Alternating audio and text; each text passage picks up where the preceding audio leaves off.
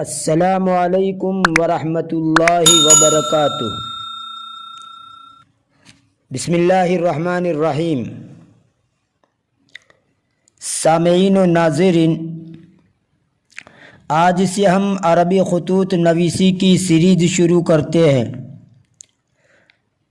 جس میں تہنیتی خطوط، تعزیتی خطوط، گھریلو خطوط، دوستانہ خطوط، کاروباری خطوط وغیرہ بیان کیے جائیں گے، اور ساتھ ہی عربی میں مختلف موضوع سے متعلق درخواستیں بھی پیش کی جائے گی، کیونکہ بہت سے لوگوں کو عربی میں تو کیا اردو میں بھی خط لکھنے کا سلیقہ نہیں آتا، اور نہ ہی وہ درخواست لکھنے کو جانتے ہیں۔ میں خود اپنے ساتھ پیش آئے ہوئے نمونے کو پیش کر رہا ہوں کہ کسی اہل علم کا ایک مدرسے میں تقرر ہونے والا تھا، مگر منتظمین نے درخواست کا مطالبہ کیا کہ آپ درخواست لکھ کر دو، تو وہ میرے پاس اردو میں درخواست لکھوانے کے لیے آئے۔ یہ بات میں اپنے گن گانے کے لیے یا کسی اہل علم کی تنقید کے لیے نقل نہیں کر رہا ہوں، بلکہ ایک احساس پیدا کرنے کے لیے نقل کر رہا ہوں کہ یہ پوزیشن اور صورتحال ہے۔ آپ کو اس سیریز میں خطوط لکھنے کا اور درخواست لکھنے کا طریقہ معلوم ہو جائے گا کہ کس طرح خط اور درخواست لکھنی چاہیے۔ دیکھیے، خطوط نویسی ہر خاص و عام کو خط لکھنے کی ضرورت پڑتی ہے۔ دور دراز علاقوں میں رہنے والے احباب و اعزاء سے خط و کتابت، کاروباری معاملات طے کرنے کے لیے، اور کبھی شکریہ اور تعزیت کے لیے مراسلت، اور بسا اوقات درخواستوں پر مشتمل خطوط لکھنے کی نوبت آتی ہے۔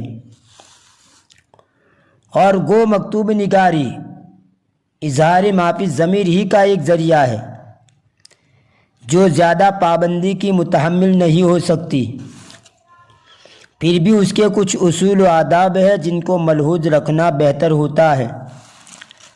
اور جب کسی شخص کو اپنی مادری زبان کے علاوہ کسی اور زبان میں خط لکھنا پڑے، تو اس کے لیے یہ بھی اہم ہوتا ہے کہ وہ اس غیر مادری زبان کے آداب خطوط نویسی سے واقف ہو جائے۔ تو آئیے خطوط نویسی کے لیے چند بنیادی باتیں بھی سمجھ لیجئے۔ مکتوب نگاری میں چند امور بے حد اہم ہیں جن سے واقفیت ضروری ہے، اور ان کو ملحوظ رکھنے سے خطوط میں دلکشی اور خوبصورتی پیدا ہو جاتی ہے، اور اس کے بغیر ادبی اور فنی لحاظ سے خط کی کوئی حیثیت نہیں رہ جاتی۔ مثلاً زبان و بیان کا سادہ اور عبارت کا عام فہم ہونا، القاب و آداب کا بہتر استعمال، مرسل الیہ جن کو مکتوب الیہ بھی کہا جا سکتا ہے، اس کی حیثیت اور مرتبے کا لحاظ، اور غیر ضروری باتوں سے اجتناب و پرہیز وغیرہ۔ پھر مکتوب نگار کو یعنی خط لکھنے والے کو یہ خیال رہنا چاہیے کہ مرسل الیہ اس کے سامنے موجود ہیں اور اس کے حسب مرتبہ گفتگو کر رہا ہے۔ خطوط کی بھی کچھ اقسام ہیں جس کو شروع کے اندر ذکر کر دیا گیا ہے، انہی میں سے تہنیتی اور تعزیتی خطوط ہیں۔ کسی کو اس کی کسی کامیابی یا کسی تقریب کی مناسبت سے مبارکباد پیش کرنے کے لیے تہنیتی خطوط لکھے جاتے ہیں، جو مختصر ہوتے ہیں، لیکن اس میں مکتوب نگار کو خوشی کے اظہار کے علاوہ مرسل الیہ کی حوصلہ افزائی اور پذیرائی ظاہر کرنی چاہیے۔ یعنی مکتوب نگار جہاں ایک طرف مرسل الیہ کے ساتھ خوشی میں شریک ہونے کے لیے خوشی کے الفاظ استعمال کرے، وہیں پر مرسل الیہ کی حوصلہ افزائی اور ہمت افزائی پر مشتمل الفاظ بھی استعمال کرے۔ اسی طرح کسی کے غم یا پریشانی میں جب اس کا کوئی عزیز فوت ہو جائے تو غم کا اظہار ہونا چاہیے، ساتھ ہی کوشش ہونی چاہیے کہ مرسل الیہ کی تسلی اور صبر کی تلقین بھی ہو جائے۔ یعنی مکتوب نگار جہاں ایک طرف مرسل الیہ کے ساتھ غمی میں شریک ہونے کے لیے غمی کے الفاظ استعمال کرے، وہیں اس کی تسلی اور صبر و تحمل کی تلقین پر مشتمل الفاظ بھی استعمال کرے۔ اور بھی باتیں خطوط نویسی کے بارے میں عرض کرنی ہے، لیکن چونکہ ویڈیو لمبی ہو جائے گی اس لیے بقیہ اگلے ویڈیو کے لیے چھوڑ دیتے ہیں۔ ابھی تو مبارکبادی پر مشتمل ایک خط پیش کیا جا رہا ہے، جس میں ایک دوست اپنے دوسرے دوست کو کامیابی پر مبارکبادی پیش کر رہا ہے۔ صدیق نابغہ احییک اطیب تحیہ، میرے باکمال دوست آپ کو پاکیزہ سلام۔ وبعد فإنی اکتب الیک اليوم وأنا أحس بأنی فی اسعد اوقات حیاتی، میں تمہیں آج یہ خط لکھ رہا ہوں اور یہ محسوس کر رہا ہوں کہ میں میری زندگی کے خوش ترین لمحات میں ہوں۔ فقد سمعت عنک ما رقص له قلبی طربا وامتلأت به نفسی سرورا وفرحا، اس لیے کہ میں نے تمہارے بارے میں ایسی خبر سنی ہے کہ جس کو سن کر میرا دل خوشی سے جھوم اٹھا اور جس کی وجہ سے میرے دل میں خوشی کی لہر دوڑ گئی۔ وَكَيْفَ لَا أَفْرَحُ وَلَا أُسَرُّ حِينَ أَعْلَمُ بِنَجَاحِكَ الْبَاهِرِ وَأَنْتَ أَكْرَمُ زُمَلَائِي وَأَحَبُّ أَصْدِقَائِي، اور بھلا کیوں کر میرا دل تمہاری اس نمایاں کامیابی کو جان کر خوش نہ ہو، باغ نہ ہو، جبکہ تم میرے عزیز ترین اور محبوب ترین اور چہیتے دوست ہو۔ وَلَسْتُ أَكْذِبُ عَلَيْكَ إِذَا قُلْتُ إِنَّنِي لَمْ أُفَاجَأْ بِهَذَا النَّبَإِ الْجَمِيلِ بَلْ كُنْتُ أَنْتَظِرُهُ وَأَتَوَقَّعُهُ، اور اگر میں یہ کہوں کہ میں نے یہ اچھی خبر اچانک نہیں سنی بلکہ میں اس کا منتظر تھا تو جھوٹ نہ ہوگا۔ مجھے توقع تھی کہ میں یہ خبر ضرور سنوں گا۔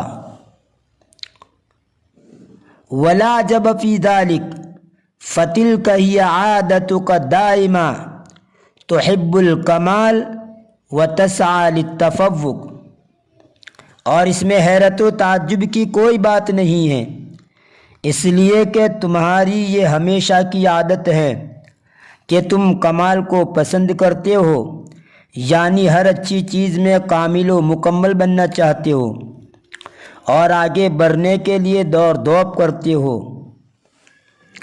دون ان تأبہ لما قد یکلفک ذلک من عناء و نصب، اور اس بات کی پرواہ بھی نہیں کرتے ہو کہ اس کے حصول میں کتنی تکالیف و مصائب کا سامنا کرنا پڑے گا۔ ومع ان اللہ قد آتاک عقلا نادرا وذکاء خارقا وہمة عالیہ فإنک لم ترکن الی ذلک کلہ بل قرنتہ بالجد والمثابرہ، اور باوجود اس کے کہ اللہ تبارک و تعالیٰ نے تم کو عجیب عقلی اور غیر معمولی ہوشیاری اور بلند ہمتی عطا فرمائی ہے، ان تمام صفات پر بھروسہ نہیں کیا بلکہ مداومت و پابندی اور کوشش کو جاری رکھا۔ یعنی اپنی غیر معمولی ہوشیاری کو سامنے رکھ کر کبھی یہ نہیں کہا کہ میں تو بہت ہوشیار ہوں، مجھے محنت و مشقت اٹھانے اور کوشش کرنے کی کیا ضرورت ہے۔ وَكُنْتَ تُوَاصِلُ اللَّيْلَ بِالنَّهَارِ فِي الدَّرْسِ وَالِاسْتِذْكَارِ حَتَّى تَفُوزَ بِمَا تُرِيدُ وَتَنَالَ مَا تُحِبُّ۔ اور رات دن دیکھے بغیر تم سبق یاد کرنے اور محفوظ کرنے میں برابر لگے رہے، یہاں تک کہ آپ کا مقصود پا لیا اور آپ کی چاہت مل گئی۔ وَقَدْ كَتَبْتُ إِلَيْكَ هَذَا الْخِطَابَ لِأُقَدِّمَ إِلَيْكَ أَجْمَلَ التَّهَانِي بِنَجَاحِكَ الْعَظِيمِ الَّذِي كَانَ لَهُ فِي نُفُوسِ إِخْوَانِكَ أَجْمَلُ الْأَثَرِ۔ میں نے تمہیں یہ لیٹر تمہاری عظیم کامیابی پر مبارکبادی دینے کے لیے لکھا ہے، جس کامیابی کا تمہارے بھائیوں کے دلوں میں اچھا اثر ہوا۔ وَلِيَقُولَ لَكَ إِنَّ قُلُوبَنَا جَمِيعًا تَهْفُو إِلَيْكَ وَتَدْعُو لَكَ بِدَوَامِ النَّجَاحِ وَالتَّوْفِيقِ۔ نیز لیٹر لکھنے کا مقصد یہ بھی ہے کہ میں تم کو کہوں کہ ہم تمام کے دل تمہارے مشتاق ہیں اور تمہارے لیے دائمی یعنی ہمیشہ کی کامیابی اور توفیق کی دعا کرتے ہیں۔ بلغک اللہ من المکانۃ ما تطمح الیک نفسک الکریمۃ السامیہ۔ اللہ تبارک و تعالی تمہیں اس بلند مقام پر پہنچائے جس کی طرف تمہاری عزیز اور عالی ہمت جان توقع کی نگاہ سے دیکھتی ہیں۔ یہ ہماری خطوط نویسی کی سیریز کا پہلا لیٹر ہے جو مبارکبادی پر مشتمل ہے۔ انشاءاللہ آئندہ بھی